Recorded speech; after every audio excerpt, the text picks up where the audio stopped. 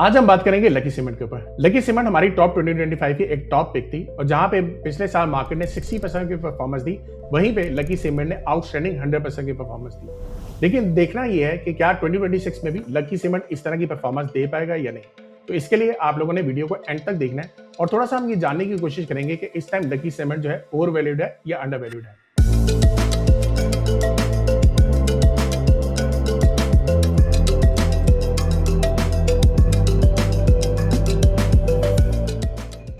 पहली चीज तो हमने ये अंडरस्टैंड करनी है कि लकी सीमेंट हमारी जीडीपी में तकरीबन 4.5% कंट्रीब्यूट करता है। तो जब भी हमारी इकोनॉमिक एक्टिविटी ज्यादा बेहतर होती है, यानी कि जीडीपी ज्यादा अच्छा परफॉर्म कर रही होती है, तो हमारी कंस्ट्रक्शन एक्टिविटी भी ज्यादा अच्छी होती है, जिसकी वजह से सीमेंट की सेल्स और सीमेंट की परफॉर्मेंस भी काफी हद तक बेहतर होती है। इसके लिए थोड़ा सा हम इकोनॉमिक एक्टिविटी को समझेंगे।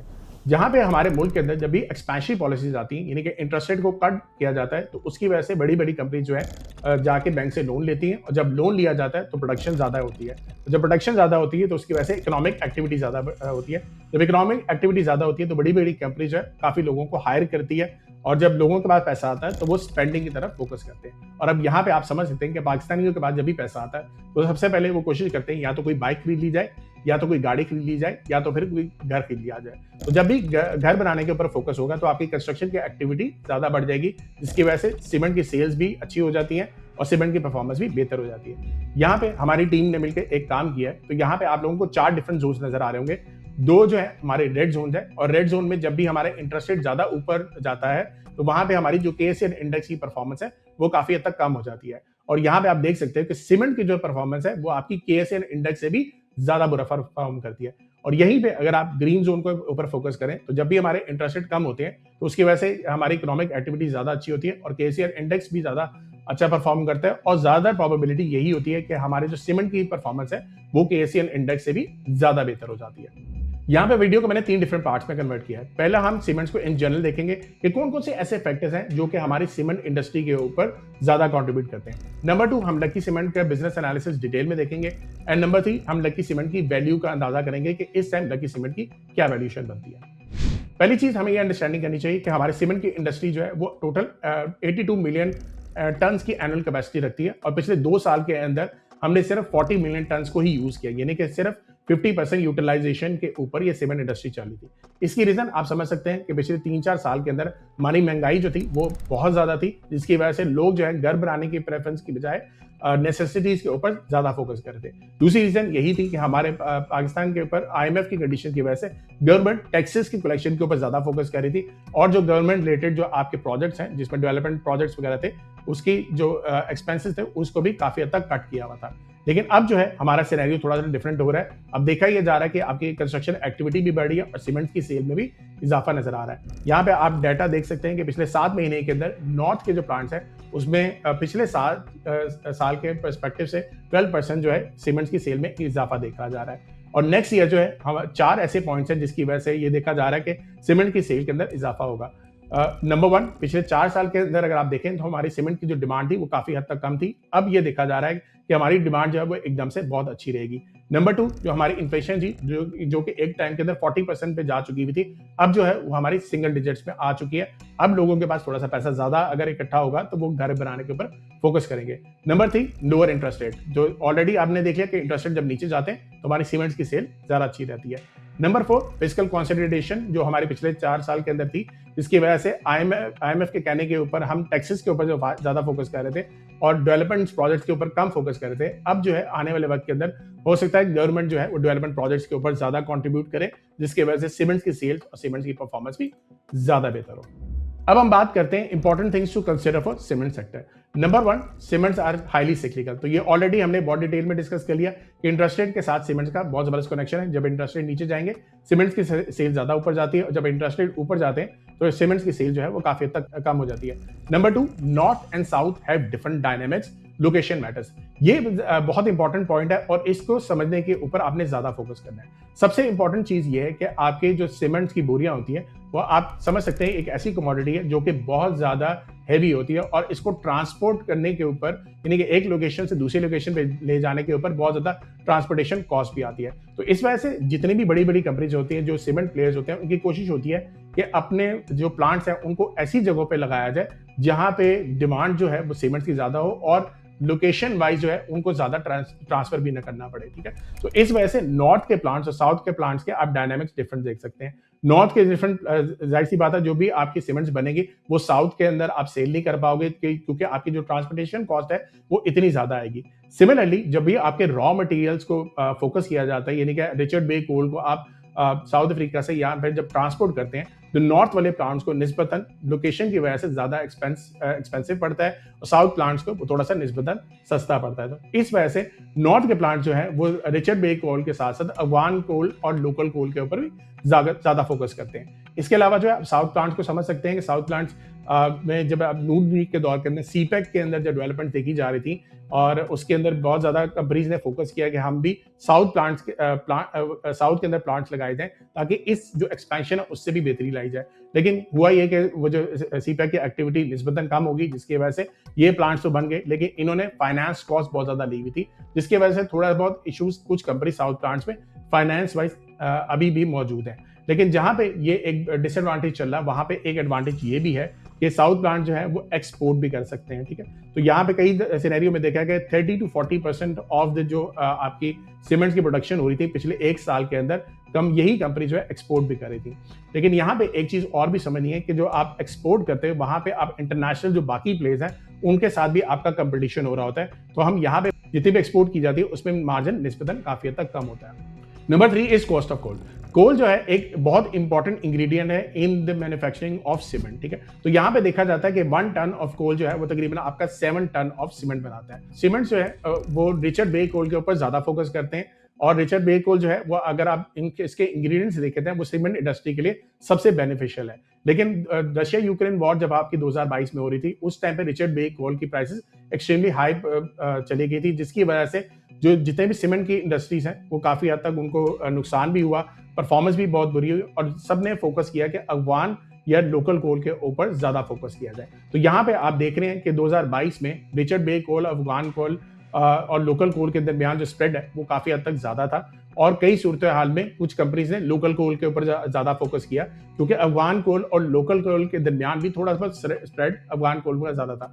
तो आप ये समझ सकते हैं कि लोकल कोल जो है हमारा in all of the coals सबसे कम रेट पे मौजूद होता है। लेकिन यहाँ पे एक थोड़ा सा डिसएडवांटेज भी आता है क्योंकि लोकल कोल जो है वो ज्यादातर आपका हाई सल्फर एश कंटेंट इसमें ज्यादा होता है। तो बड़ी बड़ी जो कंपनीज होती हैं वो उनके पास प्लांट्स ऐसे मौजूद नहीं होते जिसकी बेस के ऊपर वो 100% जो है लोकल कोल को यूज करें। कई सिनेरियो में देखा गया है कि 30 to 35% ही सिर्फ लोकल कोल यूज किया जा सकता है, उसके अलावा जो है दूसरे कोल के ऊपर ही ज्यादा फोकस होता है। लेकिन दूसरे एंड पे जहां पे लोकल कोल आप यूज कर रहे होते हैं उधर हमने ये देखा है कि नॉर्थ की कंपनीज में कई ऐसे प्लांट्स है जिसको बीएमआर करके ज्यादा अपग्रेड किया गया है ताकि लोकल कोल भी अच्छे तरीके से यूज किया जाए। इसकी वजह से कई सूरत में यहाँ ये भी देखा गया कि नॉर्थ के प्लांट जो है वो तकरीबन 50% जो है वो अफगान एंड लोकल कोल के ऊपर ट्रांसफर कर गए थे जिसकी वजह से 3 डिफरेंट बेनिफिट्स हुए। एक तो फॉरेक्स के अंदर सेविंग्स आपकी हुई, फिर आपकी वर्किंग कैपिटल मैनेजमेंट काफी हद तक बेहतर होगी एंड थर्ड इज जो आपकी इन्वेंट्री टर्नओवर जो थी वो भी काफी हद तक बेहतर होगी। Fourth point is period of expansion. तो पिछले 30 सालों के अंदर ये देखा गया कि जब भी हमारी सीमेंट इंडस्ट्री 50% से ज्यादा एक्सपैंड करती है तो उन सालों के अंदर जो सीमेंट की परफॉर्मेंस है वो काफी हद तक डाउन हो जाती है। आप समझ सकते हैं कि जब भी आपकी सीमेंट की एक्सपेंशन की जाएगी तो उसमें सप्लाई ज्यादा हो जाएगी, जब सप्लाई ज्यादा हो जाएगी तो प्राइस की कंपटीशन स्टार्ट हो जाता है जिसकी वजह से सीमेंट की जो सेल्स हैं वो प्राइसेस हैं वो भी थोड़ी सी कम होती है और सीमेंट की सेल भी मुतासिर होती है। यहाँ पे आपको 3 डिफरेंट पीरियड नजर आ रहे होंगे, 1996 में, 2006 में और 2017। ये 3 डिफरेंट ईयर्स है जहां पे 50% से ज्यादा इस इंडस्ट्री ने एक्सपेंशन की और जब भी एक्सपेंशन हुई उसकी वजह से सीमेंट्स की डिक्लाइन भी नजर आई और यहाँ पे आपकी जो एक्सपेंशन थी वो तकरीबन 8 मिलियन टन से 80 मिलियन टन तो आप लोगों ने पर कैपेसिटी इंक्रीज कर दी। लेकिन परफॉर्मेंस वाइज अभी आप यहाँ पे ग्राफ में देख सकते हैं कि जब भी एक्सपेंशन हुई तब भी आपकी जो सीमेंट्स ने वो काफी हद तक कम परफॉर्मेंस दी। इसके बाद हम आ जाते हैं इलेक्ट्रिसिटी कॉस्ट के ऊपर। 1 टन सीमेंट्स बनाने के लिए तकरीबन देखा गया कि 80 to 85 यूनिट ऑफ इलेक्ट्रिसिटी जो है वो आपकी यूज की जाती है। अब यहाँ पे आप समझ सकते हैं कि पिछले कई सालों के अंदर जब आपकी बिजली की कीमत बहुत ज्यादा थी तो बहुत ज्यादा सीमेंट्स की इंडस्ट्री को नुकसान भी हुआ जिसकी वजह से सब ने इंडस्ट्री ने फोकस किया कि हम रीन्यूएबल एनर्जीज के ऊपर जाएंगे। और यहाँ पे रीन्यूएबल एनर्जीज के ऊपर नेक्स्ट पॉइंट पे हम आते हैं कि एनर्जी मिक्स के ऊपर जिन जिन कंपनीज ने अच्छे तरीके से काम किया, तो देखा ये गया है कि पिछले 2-3 सालों के अंदर आपके जो ग्रॉस मार्जिन है वो भी काफी हद तक बेहतर हुए। तो यहाँ पे कुछ कंपनी ने सोलर के ऊपर फोकस किया, कुछ कंपनी बेस हीट रिकवरी की, कोल फाइड बाउलर के ऊपर काम किया, फिर फोर्ट पेट कोक के ऊपर काम किया, और उसके अलावा जो है ग्रिड से ऑलरेडी जो वो बिजली ले रहे हैं वो भी उनके पास आती है। तो यहाँ पे आप लोगों के पास एक पूरी कंपनीज की डिटेल आ रही होगी, जहां पे जो सी कंपनी ने कौन से रिन्यूएबल एनर्जीज के ऊपर काम किया वो सारे आपको मिक्स नजर आ रहे होंगे। आप लोग पॉज करके भी इसको देख सकते हैं। और इसकी वजह से कई मेजॉरिटी ग्रॉस मार्जिन जो है आप देखेंगे पिछले 2-3 साल के अंदर, जहां पे रेवेन्यू और सेल्स में इजाफा नहीं नजर आ रहा था, प्रॉफिट्स में इंक्रीज इस वजह से नजर आ रहा था कि जब कंपनीज ने रिन्यूएबल एनर्जीज पे काम किया तो उनके ग्रॉस मार्जिन जो है वो काफी तक इंप्रूव कर गए। 6 पॉइंट इज गवर्नमेंट पॉलिसीज। तो यहाँ पे आप देख सकते हैं कि गवर्नमेंट पॉलिसीज इस सेक्टर के ऊपर बहुत ज्यादा मुतासर करती है। रिसेंटली अगर आप देखें तो नॉर्थ के अंदर जो पंजाब के अंदर जो प्लांट्स थे उनके ऊपर 6% रॉयल्टी टैक्स लगा दिया गया लाइमस्टोन के ऊपर। तो इसकी वजह से क्या हुआ कि आपकी जो बैग्स हैं उस पर तकरीबन 75 रुपीज पर बैग जो है आपको कॉस्ट रॉयल्टी कॉस्ट देनी पड़ी थी। कुछ अरसा जो है वो केपीके के प्लांट्स इसका बहुत ज्यादा फायदा उठा सके थे, क्योंकि केपीके जो है वो कुछ पंजाब के अंदर अगर आप सेल करते हैं तो वो एक अच्छे मार्जिन के ऊपर सेल करना शुरू हो गए, जहां पे जो पंजाब की कंपनीज थी उन्होंने रेट बढ़ाया था, और जहां पे अगर आप देख सकते हैं 6% जो आपको यहाँ पे रॉयल्टी टैक्स देना पड़ा है, वही जो केपीके जो कंपनीज थी वो उसका बेनिफिट ले रही थी। लेकिन कुछ अरसे बाद यही हुआ कि केपीके के ऊपर भी इस रॉयल्टी टैक्स को लगा दिया गया, और आते साथ ही 350 रुपीज पर टन इसके ऊपर रॉयल्टी लग गई, जिसकी वजह से अगर आप बैग्स वाइज देखें तो 25 रुपीज पर बैग जो है केपीके को भी पैसे इसके ऊपर देने पड़ते हैं। अब ये रफली डिफरेंस जो है पंजाब और केपीके के प्लांट्स के अंदर 50 रुपीज का अभी भी डिफरेंस है, जिसकी वजह से अभी भी केपीके के कुछ कंपनीज को इसका बेनिफिट है। Number 7 is plant efficiency and number of lines. तो यहाँ पे हम देख सकते हैं कि जो से सीमेंट्स के प्लांट एफिशिएंट है, ज्यादा बेहतर है, तो उसकी वजह से भी कि सीमेंट्स की प्रोडक्शन बेहतर होती है, और प्रोडक्शन बेहतर होगी तो उसकी मार्जिन जो है आपके काफी हद तक बेहतर आ सकते हैं। Second point is number of lines. तो यहाँ पे नंबर ऑफ लाइंस जिनके ज्यादा होते हैं, तो यहाँ पे आप देख सकते हो जब भी आप सीमेंट की जो प्लांट्स होते हैं उनको बंद करना, दोबारा से चलाना, उसके ऊपर एक बहुत ज्यादा कॉस्ट भी आती है और टाइम भी लगती है। सो जिन कंपनीज के पास नंबर ऑफ लाइंस ज्यादा होती है तो वो इस चीज का थोड़ा सा बेनिफिट ले लेती हैं, और उसकी वजह से भी आप देख सकते हैं कि जिनके पास मार्जिन थोड़े से ज्यादा बेहतर होते हैं तो आपके पास प्रोबेबिलिटी यही होती है कि उनके पास नंबर ऑफ लाइंस ज्यादा होती हैं। इसके बाद हम आते हैं लकी सीमेंट के ऊपर। अब लकी जो है इट्स अ कॉन्ग्लोमरेट, और यहाँ पे लकी सीमेंट जो है वो काफी हद तक बिजनेस अपने रन भी करता है, जिसमें से सबसे पहले अगर आप देखें तो 55% जो है लकी कोर इंडस्ट्रीज को भी ये ऑन करते हैं। इसके अलावा जो है 100% ये लकी पावर को ऑन करते हैं। इसके अलावा तकरीबन 71% जो है ये लकी मोटर को ऑन करते हैं। इसके अलावा है यूनस एनर्जी को भी ये ऑन करते हैं, लकी होल्डिंग्स को ऑन करते हैं, लकी इन्वेस्टमेंट्स को भी इनके पास होल्डिंग है, और 33% नेशनल रिसोर्सेज को भी ये लोग ऑन करते हैं। अगर लकी सीमेंट की कैपेसिटी की बात की जाए तो तकरीबन 50 मिलियन टन की कैपेसिटी लकी सीमेंट के पास है। ये अगर डोमेस्टिक मार्केट शेयर को देखा जाए तो this is a huge 60% market share of the entire cement industry, और अगर एक्सपोर्ट वाइज भी देखा जाए तो लकी सीमेंट के पास 35% मार्केट शेयर है एक्सपोर्ट का। लोकेशन की बात की जाए तो यहाँ पे केपीके के अंदर इनका 10 मिलियन टन का एक प्लांट मौजूद है, जो कि पीजू लकी मरवत एक एरिया है, वहां पे इनका प्लांट मौजूद है। और इसके अलावा जो है 5 मिलियन टन का इनका कराची के अंदर प्लांट भी मौजूद है। इसके अलावा जो है आपको ये चीज को हमें समझने की जरूरत है कि लकी का जो कराची प्लांट है वो तकरीबन 100% कैपेसिटी के ऊपर चल रहा है। इसके अलावा जो है लकी सीमेंट जो है इनके इराक एंड कॉन्गो के अंदर भी प्लांट्स मौजूद हैं, जो कि इस टाइम पे 100 कैपेसिटी के ऊपर काम कर रहे हैं। यहाँ पे आपको डाटा नजर आ रहा होगा, जिसकी बेस के ऊपर अगर आप देखें इराक एंड कॉन्गो की जो प्रॉफिट आफ्टर टैक्स है वो भी काफी जबरदस्त इंक्रीज कर रहा है, और इसका बेनिफिट लकी सीमेंट इस तरीके से भी उठाता है कि ये इन कंट्रीज के अंदर लो कॉस्ट भी है और बेटर टैक्स बेनिफिट्स हैं, जिसकी वजह से इनकी प्रोबेबिलिटी के अंदर काफी हद तक बेहतरी आ जाती है। और इसके अलावा जो है कंपनी फोकस कर रही है कि इन दोनों कंट्रीज के अंदर तकरीबन एक्सपेंशन 6 मिलियन टन तक लेके जाई जाए, जिसकी वजह से 50% जो है इनका ओनरशिप वहां पे मौजूद है, और जब यहाँ पे एक्सपेंशन होगी तो उसका फायदा लकी सीमेंट का होगा। इसके बाद हम कॉस्ट के ऊपर बात कर लेते हैं। जैसे ऑलरेडी हमने बात की कि रीन्यूएबल एनर्जीज के ऊपर बहुत ज़्यादा ये सेक्टर काम कर रहा है, तो लकी सीमेंट भी रीन्यूएबल एनर्जीज के ऊपर बहुत ज़्यादा काम कर रहा है, जिसमें आपके सोलर भी आता है, वेस्ट हीट भी आता है, फिर आपके विंड भी आता है। और अगर आप इस टाइम पे देखा जाए तो तकरीबन 57% लकी सीमेंट रीन्यूएबल एनर्जीज पे जा चुका है और 43% जो है ये अभी भी ग्रिड एंड थर्मल सोर्स के ऊपर है। तो यहाँ पे आप लोगों को ये नजर आ रहा होगा कि कितना कितना परसेंटेज जो है लकी सीमेंट जो है रीन्यूएबल एनर्जी पे काम करी है। और under this new power package इसकी वजह से जो लकी सीमेंट को वेटेड एवरेज पावर कॉस्ट जो है वो तकरीबन 32.5 किलोवाट पड़ती है। इससे नेक्स्ट आते हैं, यहाँ पे आप लोगों को इंटरेस्ट रेट के कंपैरिजन नजर आ रहे होंगे। तो जब भी हमारा इंटरेस्ट रेट नीचे जाता है तो उसकी वजह से सीमेंट्स की परफॉर्मेंस काफी हद तक बेहतर हो जाती है। हमने हिस्टोरिकली डाटा देखा कि जब भी इंटरेस्ट रेट हमारे नीचे जाते हैं तो हमारी जो सीमेंट्स की सेल के अंदर 12 to 15% ग्रीन जोन के अंदर ज्यादा अच्छा इजाफा होता है। तो आने वाले साल के अंदर भी अगर हम यही एक्सपेक्टेशन लगाएं तो मुझे लगता है कि हमारी 12 to 15% जो है सेल्स में ज्यादा बेहतर हो सकती है। इसके अलावा हमारी टीम ने 3-4 डिफरेंट पॉइंट्स के ऊपर भी काम किया। हमने देखा कि लार्ज स्केल मैन्युफैक्चरिंग जब भी हमारी ऊपर जाती है तो तब हमारी जो सीमेंट की सेल्स है वो तकरीबन 60 to 70% उसमें इजाफा होता है। उसके अलावा जो है जीडीपी जब भी हमारी ऊपर जाती है तो 95% पॉसिबिलिटी हमारी ये होती है कि सीमेंट सेल्स और सीमेंट की जो परफॉर्मेंस है वो भी काफी हद तक बेहतर आती है। फिर इसके अलावा जो है अगर डॉलर पीकेआर को देखा जाए तो जब भी डॉलर पीकेआर हम ज्यादा इंक्रीज होता है तो हमें सीमेंट की जो सेल्स हैं वो भी थोड़ी सी ज्यादा इंक्रीज करनी पड़ती है। तो ये एक बहुत बड़ा चंक है जो कि हमारे कंपनीज के ऊपर ज्यादा कंट्रीब्यूट कर रहा होता है। और जब भी डॉलर पीकेआर ऊपर जाता है तो महंगाई की वजह से सीमेंट की प्राइसेस हैं वो भी ज्यादा बढ़ानी पड़ती हैं। इसके अलावा जो है पीएसडी भी जब भी आपके डेवलपमेंट प्रोजेक्ट बनते हैं तो 50% ये देखा गया है कि सीमेंट की सेल्स के अंदर या परफॉर्मेंस के अंदर भी बेहतरी होती है। एंड लास्ट जो है कोल की प्राइसेस बहुत ज्यादा इंपैक्ट करती हैं और ये नेगेटिवली इंपैक्ट करती हैं।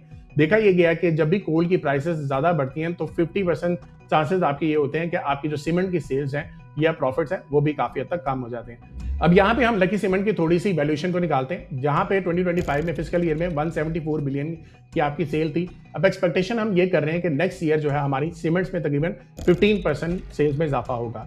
मैंने 2026 के दिसंबर के एंड तक का पीरियड एस्टिमेट किया है और मैं इसमें तकरीबन 20% का इजाफा कर रहा हूँ क्योंकि ये 1.5 साल का पीरियड बनता है। तो अगर मैं उसको मद्देनजर रख के इसकी एस्टिमेट निकालूँ तो तकरीबन जो रेवेन्यू है वो सीमेंट वाइज जो है 208 बिलियन ये हमारा पहुंचेगा। और अगर इसको मैं अर्निंग्स वाइज डिस्कस करूं तो तकरीबन हमारी अर्निंग्स पर जो है वो तकरीबन 37 बनती है। अब फाइनल वैल्यूएशन निकालने के लिए हम बाकी जो सीमेंट लकी सीमेंट के बिजनेस है उसके ऊपर भी फोकस करते हैं। तो सेकंड बिजनेस है, this is called lucky Core industries, जिसका पहले नाम था आईसीआई पाकिस्तान।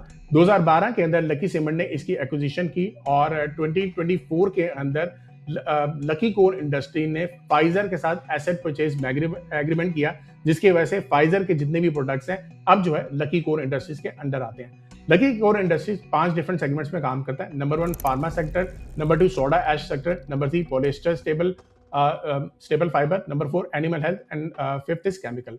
तो सबसे पहले फार्मा इंडस्ट्री पे देख लेते हैं। फार्मा जो टर्न अराउंड हमारा ऑलरेडी पिछले साल के अंदर बहुत जबरदस्त हुआ, जिसमें हमने देखा कि 72% ईयर ऑन ईयर इजाफा था, जिसमें अब आपकी सेल्स जो है वो तकरीबन 21 बिलियन को टच कर गई, जिसमें से तकरीबन 7.2 बिलियन जो है वो फाइजर के पोर्टफोलियो की वजह से इंक्रीज हुई। कंपनी ये एक्सपेक्ट करी है कि आने वाले वक्त के अंदर भी 30% से 40% जो है इसमें एक्सपेक्टेशन है कि ये और ज्यादा ग्रो करेगा इन फिस्कल ईयर 2026। इसके अलावा जो है आपको हमें ये समझना चाहिए कि लकी कोर इंडस्ट्रीज जो है वो इसके पोर्टफोलियो में अब जो है फाइजर की वजह से 60+ ड्रग्स आ चुके हुए हैं, जिसमें से 65% जो है एसेंशियल ड्रग्स हैं और 35% जो है नॉन एसेंशियल ड्रग्स हैं। इसके अलावा ऑलरेडी आप लोगों को पता है कि 2024 के अंदर डीरेगुलेशन कर दी गई थी, जिसमें से नॉन एसेंशियल ड्रग्स के ऊपर जो है गवर्नमेंट ने अलाउ कर दिया था कि आप इसकी प्राइसेस बढ़ा सकते हैं, जिसकी वजह से जितनी भी फार्मास्यूटिकल कंपनीज है उनको काफी हद तक फायदा भी मिला था। जो सेकंड बिजनेस है लकी कोर इंडस्ट्री का, that is called soda ash segment. और सोडा ऐश जो है ये आपकी ग्लास प्रोडक्शन में यूज होता है, जिसमें आपके बॉटल्स बनते हैं, फ्लैट ग्लास बनते हैं, फिर इसके अलावा डिटर्जेंट्स एंड क्लीनिंग प्रोडक्ट्स के अंदर आपका यूज होता है। इसके अलावा आपके केमिकल्स भी यूज होते हैं, जिसमें आपके सोडियम बाइकार्बोनेट बनता है, वॉशिंग सोडा बनता है। इसके अलावा जो है वाटर ट्रीटमेंट के अंदर भी आपका यूज होता है। ये वाला सेगमेंट लकी कोर का इसने ज्यादा अच्छा परफॉर्म नहीं किया। यहाँ पे आप ग्राफ में भी देख सकते हैं, इसी परफॉर्मेंस जो है वो निस्बतन काफी हद तक कम रही। लोकल डिमांड कम होने की वजह से इकोनॉमिक स्लो डाउन था, जिसकी वजह से इसकी कंस्ट्रक्शन एक्टिविटी में भी कमी देखी गई और प्रोडक्शन में देखा गया कि 15% ईयर ऑन ईयर कम होने की वजह से 462,000 टन के ऊपर ही इनके प्रोडक्शन हो सकी थी। लेकिन अब जो है ये काफी हद तक काम कर रहे हैं बॉयलर के ऊपर, फिर ये बायोमास को यूज करना चाह रहे हैं, फिर लोकल इंपोर्टेड कोयल को अच्छे तरीके से ऑप्टिमाइज करके अपने ग्रॉस मार्जिन को इंक्रीज करना चाह रहे हैं। दूसरी चीज, लकी कोर इंडस्ट्रीज को इसका बहुत एक बेनिफिट होता है क्योंकि क्यूरा सॉल्ट माइन जो है इनकी लोकेशन के बिल्कुल पास है, जिसकी वजह से ये इंश्योर करते हैं कि इनकी जो रॉ मटेरियल की अवेलेबिलिटी है वो हमेशा इनके पास मौजूद हो। Third business is polyester staple fibre. अगर इसको देखा जाए तो ये टेक्सटाइल इंडस्ट्री में हमारी यूज होती है, जिसमें यार्न, फैब्रिक्स और गारमेंट्स आपके यूज होते हैं। होम फर्निशिंग्स में जैसे आपके पिलोज आते हैं, कुशंस आते हैं, कारपेट्स आते हैं, वो भी इसमें यूज किया जाता है। फिर इसके बाद इसकी industrial application, insulation, automotive fabrics जो है इसके अंदर ये सारी चीजें इसकी पाई जाती हैं। तो अगर आप इसके भी इस सेगमेंट का इम्पैक्ट देखें तो इसका भी 10% ईयर ऑन ईयर जो है वो थोड़ा सा डिक्लाइन नजर आता है, क्योंकि हमारी वीक इकोनॉमिक एक्टिविटी रही और चीपर इंपोर्ट्स की वजह से ये भी अगेन थोड़ा सा सेक्टर जो है वो हिट रहा। एनुअल प्रोडक्शन जो है इनकी तकरीबन 10% ईयर ऑन ईयर 99,000 पे रही, और शॉर्ट टर्म चैलेंजेस में इनकी जो गैस एंड फ्यूल की जो कॉस्ट थी वो ज्यादा होने की वजह से इनको भी हिट आई। इसके अलावा जो है दो सेक्टर्स, एनिमल हेल्थ केयर और केमिकल जो सेक्टर है वो भी इनका सेक्टर है, जिसमें काफी हद तक वो छोटा कंट्रीब्यूट करता है, उनमें भी थोड़ी सी कमी देखी गई। अगर इस टाइम पे लकी कोर इंडस्ट्रीज की वैल्यूएशन को देखा जाए तो तकरीबन ये 126 बिलियन रुपीस बनती है, जिसमें से अगर मैं ये एस्टिमेट करूं कि अगले साल 10% इसमें इंक्रीज आएगा, वो भी फार्मास्यूटिकल की इंडस्ट्री की वजह से, तो ये जो वैल्यूएशन है वो तकरीबन 138 बिलियन तक चली जाती है। और अगर 55% लकी सीमेंट की ओनरशिप को देखा जाए तो लकी सीमेंट की वैल्यूएशन जो है इस वाले सेक्टर में तकरीबन 76 बिलियन बनती है।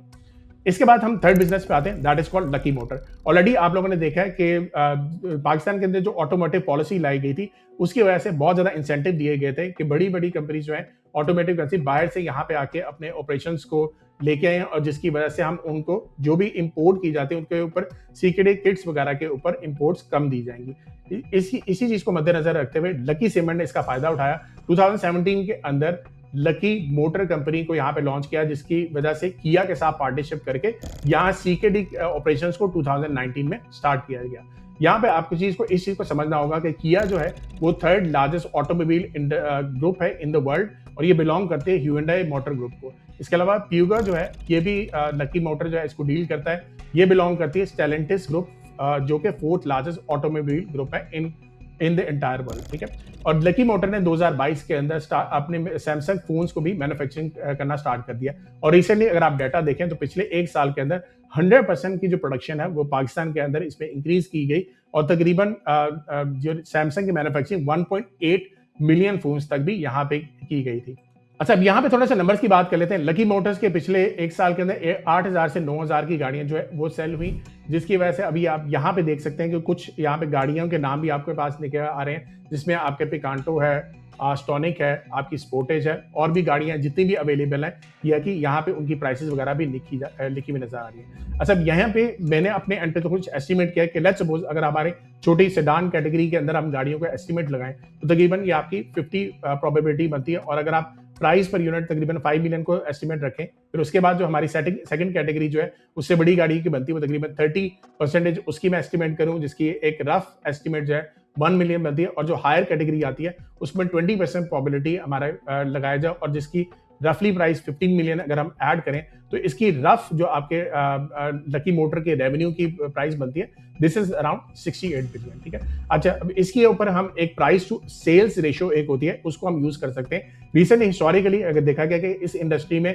प्राइस टू सेल्स जो रेशियो है हमारी तकरीबन 0.8 रही है, तो 0.8 को अगर मैं रेवेन्यू के साथ मल्टीप्लाई करूं तो this comes around to be 54 billion, ठीक है। और अगर लेट्स सपोज मैं अगले साल के अंदर इसको 15% का इजाफा देखूं तो ये प्राइस जो है हमारी तकरीबन 78.2 बिलियन तक जाती है, ठीक है। अच्छा, यही चीज अगर मैं नेक्स्ट ईयर के प्राइस सेल्स के साथ देखूंगा तो तकरीबन ये 62.5 बिलियन के पास राउंड अबाउट इसकी वैल्यू बनती है। चूंकि लकी मोटर जो है इसको तकरीबन 70% ओन करता है, तो इस टाइम पे लकी के बेस के ऊपर जो इसकी टोटल शेयर कैपेसिटी बनती है वो 44.42 बिलियन बनती है। इसके बाद हम नेक्स्ट बिजनेस के ऊपर आते हैं। This is lucky electric power company, और इसके अंदर लकी सीमेंट जो है इसको तकरीबन 100% ओन करती है। प्रोजेक्ट जो है इसमें 660 megawatt coal based power plant है, और इसके जो लोकेशन है वो बिन कासिम कराची के अंदर लोकेटेड है, ठीक है। कमर्शियल ऑपरेशन जो है इसके तकरीबन 21 मार्च 2022 के से स्टार्ट हुआ, और इसके अंदर जो है गवर्नमेंट के साथ इसकी पावर परचेज एग्रीमेंट हुई, जिसके तहत आप ये समझ सकते हैं कि गवर्नमेंट और जो कंपनी जो होती है उसके दरमियान 25% इक्विटी और 75% डेब्ट का कॉन्ट्रैक्ट होता है, और जिसकी बेस के ऊपर जो आपकी पावर कंपनीज होती हैं वो सारी बिजली जो है आपकी गवर्नमेंट को बेचती है। रिसेंटली आपने देखा है कि इसके ऊपर पावर सेक्टर के ऊपर बहुत ज्यादा फोकस किया गया था, और इसमें कुछ चेंजेस लाए गए थे, जिसकी वजह से जो आपके ओल्ड प्लांट्स थे उनके जो कॉन्ट्रैक्ट्स थे उनको रीन्यू नहीं किया गया था। लेकिन यहाँ पे ये वाली जो कंपनी है ये बिजली भी बहुत अच्छे रेट पे बनाती है, और जो बिजली प्रोवाइड करती है वो गवर्नमेंट को इसका काफी हद तक बेनिफिट भी होता है। लेकिन यहाँ पे अगेन लॉन्ग टर्म प्लान इस कंपनी का ये है कि ये तकरीबन थर्ड इग्नाइट कोल के ऊपर 100% पे जाना चाहते हैं, जिसकी वजह से ये वेट कर रहे हैं कि Sindh Engro coal mining company का जो फेज 3 है वो जैसे ही कंप्लीट होगा, उसकी वजह से इसका लकी पावर की जो कंपनी है उसको भी काफी हद तक बेनिफिट होगा। अच्छा, अब इसकी वर्किंग कैपिटल के ऊपर बात करें तो शॉर्ट टर्म फाइनेंसिंग के अंदर इन्होंने तकरीबन 49.2 बिलियन रुपीज की शॉर्ट फाइनेंसिंग ली थी। फिर वर्किंग कैपिटल के अंदर तकरीबन 24.2 बिलियन यूज किया, और सुकूक फाइनेंसिंग में तकरीबन 25 बिलियन यूज किया। अब यहाँ पे सीपीपीए से लोअर कलेक्शन के बावजूद भी है ये कंपनी डेब्ट ऑब्लिगेशंस को सही तरीके से यूटिलाइज कर रही है, जिसमें तकरीबन इन्होंने इस साल जो है डेब्ट सर्विसेज में तकरीबन 7.3 बिलियन रुपीस प्रिंसिपल रीपेमेंट की, और इंटरेस्ट पेमेंट में 31.4 बिलियन रुपीस वापस दिया। ठीक है, अब इसकी वैल्यूएशन के ऊपर बात की जाए तो इसका देखने का क्राइटेरिया ये होता है कि जितना भी प्राइस के ऊपर ये प्लांट की कॉस्ट हुई थी, जिसमें तकरीबन ये 1.1 बिलियन रुपीस लगाए गए थे, इसमें 25 इक्विटी अगर हम 25% लकी सीमेंट की इक्विटी देखी जाए तो इसकी वैल्यूएशन तकरीबन 275 बिलियन रुपीस आती है।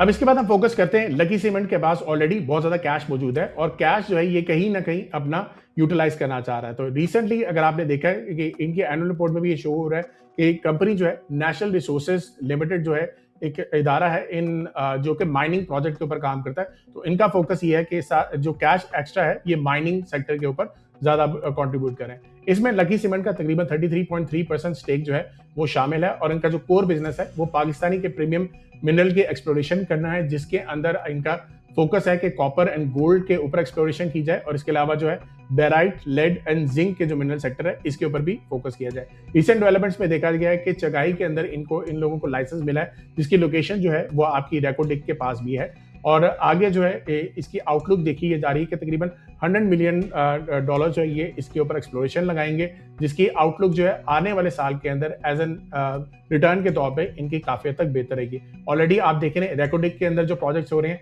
और इस तरह से नेशनल रिसोर्सेज लिमिटेड के भी अगर जो प्रोजेक्ट हो रहे हैं, इससे काफी हद तक इन कंपनीज को भी बेनिफिट मिलने वाला है। अब हम टोटल लकी सीमेंट की वैल्यूएशन को देख लेते हैं। इस टाइम पे करंट मार्केट कैप जो है लकी सीमेंट का वो तकरीबन 700 बिलियन पे है। अगर सीमेंट के शेयर की प्राइस की बात की जाए तो तकरीबन 31% मार्केट शेयर जो है सीमेंट का बनता है, जिसकी वजह से सीमेंट की जो वैल्यूएशन है तकरीबन हमारी 270 बिलियन के बनती है। अगर इसी में हम 20% जो हमने ग्रोथ की एक्सपेक्टेशन की थी, अगर उसको हम ऐड कर दें तो this comes around to be 260 billion.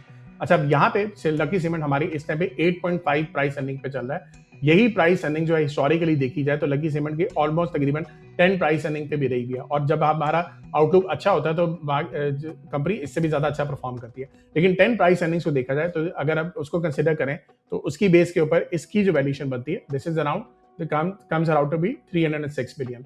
अच्छा, लकी मोटर के अंदर भी अगर हम ये एक्सपेक्टेशन करें कि 15% गाड़ियों के सेल्स में इजाफा होगा तो इसकी जो वैल्यूएशन बनती है this comes out to be 53 billion. Lucky Power को देखा जाए तो इसकी वैल्यूएशन 275 बिलियन बनती है। लकी कोर इंडस्ट्रीज की जो वैल्यूएशन है वो तकरीबन 76 बिलियन बनती है।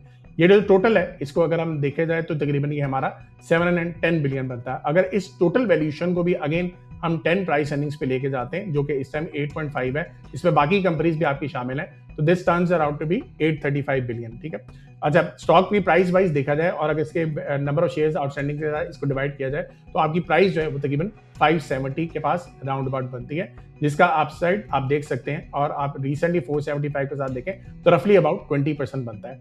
उम्मीद है कि आप लोगों को ये वीडियो काफी पसंद आई होगी। अगर आप लोगों को ये वीडियो पसंद आई है तो आप लोगों ने कमेंट सेक्शन में लाजमी बताना है कि क्या लकी सीमेंट आप लोगों के पोर्टफोलियो में है, और क्या आपको लगता है कि आने वाले साल के अंदर लकी सीमेंट जो है वो इसी तरीके से परफॉर्म करेगा।